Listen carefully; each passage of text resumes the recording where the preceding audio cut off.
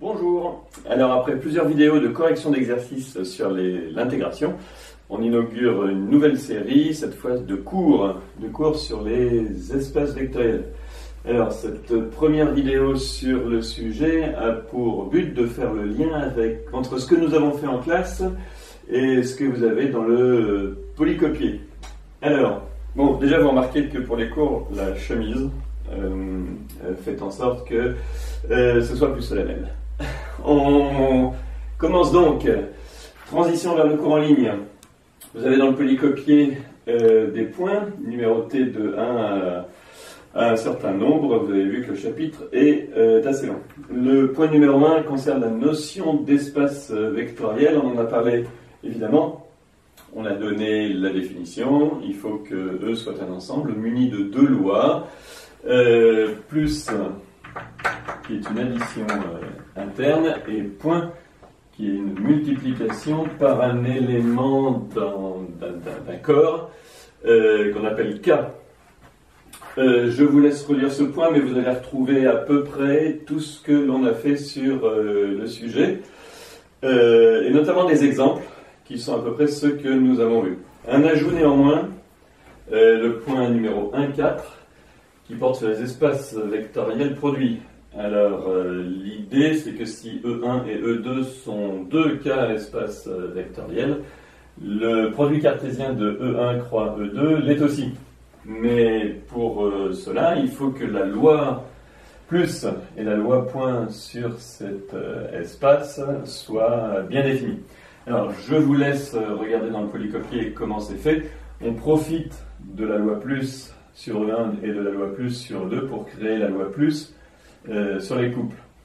Idem pour la multiplication externe. L'exemple le plus simple à comprendre, c'est R2. R est un R espace vectoriel, et R2 qui est R croix R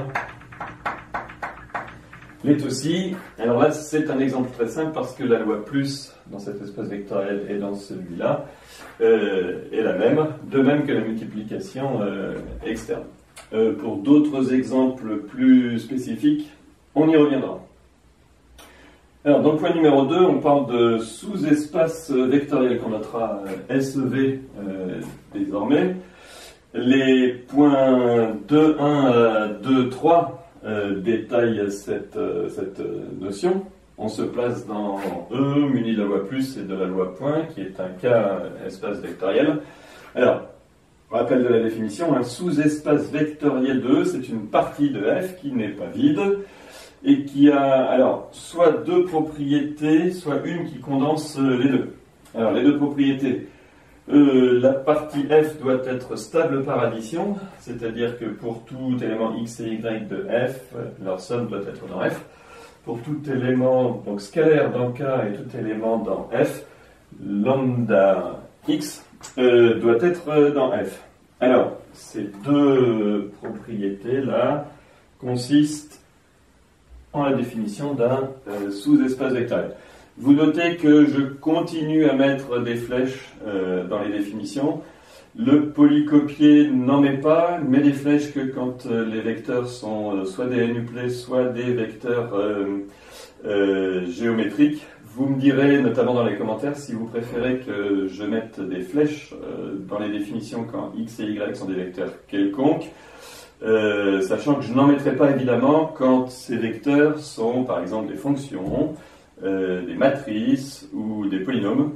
Là, la notation flèche sera abandonnée. Donc n'hésitez pas à me dire si vous préférez que quand x et y sont des vecteurs quelconques, vous préférez une notation avec ou sans flèche. Une deuxième façon de caractériser un sous-espace vectoriel, c'est de combiner ces deux propriétés en une seule. Au lieu de stabilité par addition et stabilité par multiplication externe, on parle de stabilité par combinaison linéaire. Alors, on appelle combinaison linéaire d'un vecteur x avec un vecteur y tout vecteur de la forme lambda x plus mu y, où lambda et mu sont des scalaires. Alors, on dit que grand F est un sous-espace vectoriel si toute combinaison linéaire de deux de ces vecteurs est encore l'un de ces vecteurs.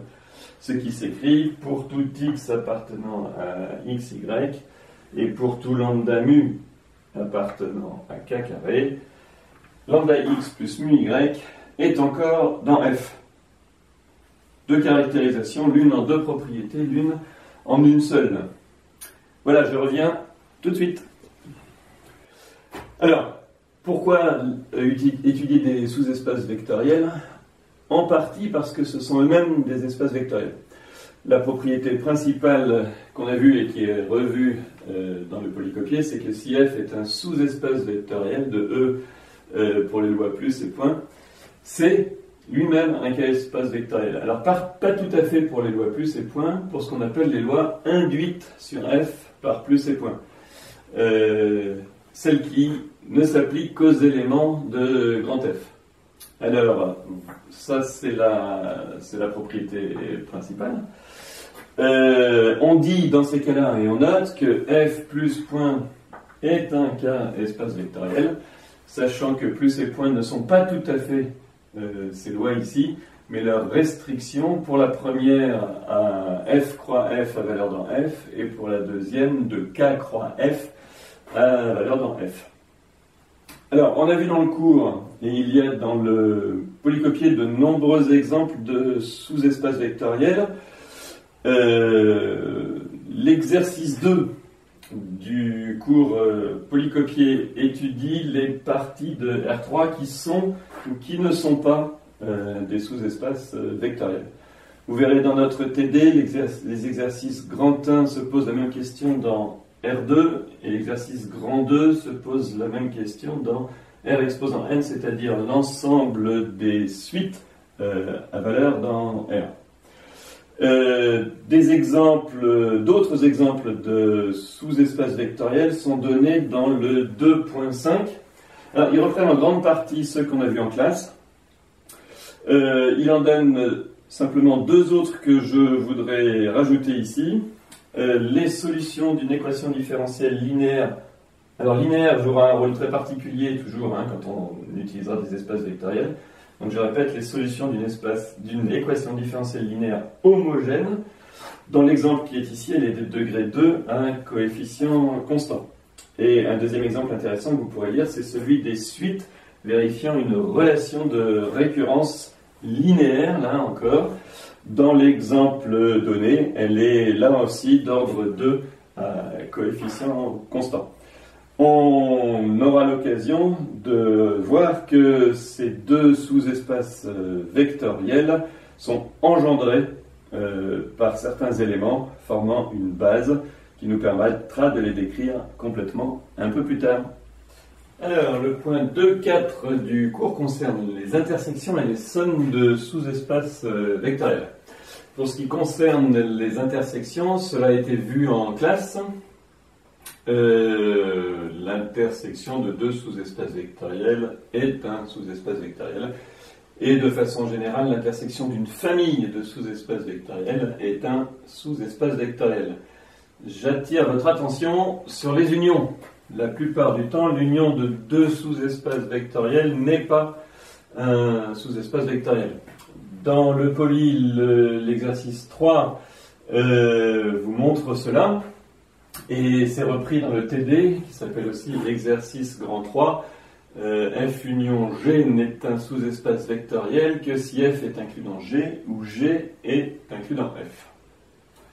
Exercice qu'on corrigera ensemble.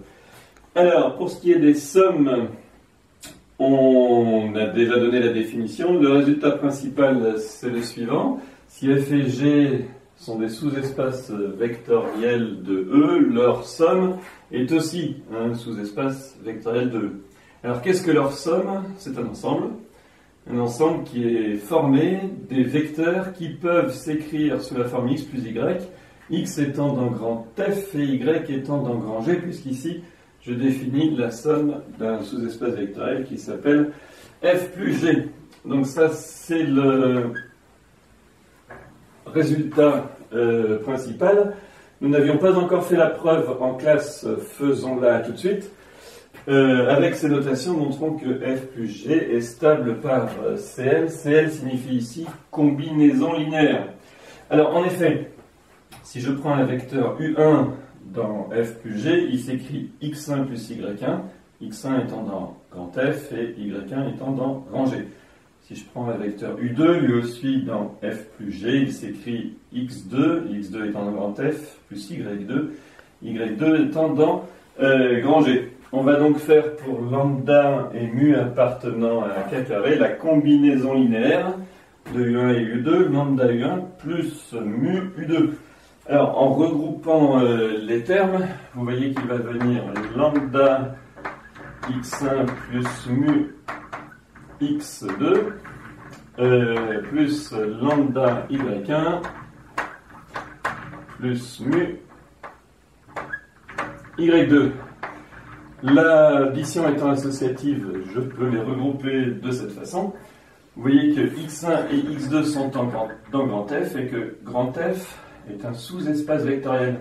Donc il est stable par combinaison linéaire. Et cet objet-là appartient à grand F. De même, y1 et y2 sont tous les deux dans G, et G est stable par combinaison linéaire, donc cet objet-là est dans grand G. Et finalement, lambda U1 plus mu U2 est encore dans F plus G. On a donc montré que F plus G était stable par combinaison linéaire. Hop. Voilà. Alors, une petite remarque qui est donnée dans le cours, qui n'est pas essentielle mais qui est intéressante.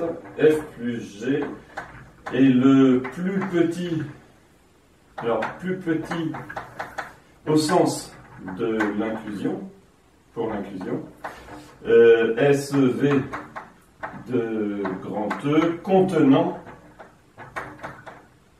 à la fois grand F d'une part et grand G.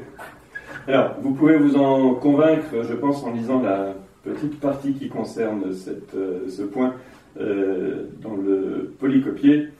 Mais vous voyez ici que dans R2, par exemple, si je prends une droite vectorielle engendrée par le vecteur que je viens de tracer et une droite vectorielle engendrée par le vecteur que je viens de tracer ici, vous voyez que la somme des deux sous-espaces vectoriels R fois U2 et R fois U1 va être le plan qui est ici, et c'est le plus petit espace stable par combinaison linéaire qui contient à la fois RU1 et RU2. Alors, on verra un peu plus tard qu'on appelle ça le plan engendré par la famille U1, U2. Voilà. Alors, une généralisation de la notion de somme est celle non plus de 2, mais de n sous-espaces vectoriels de E.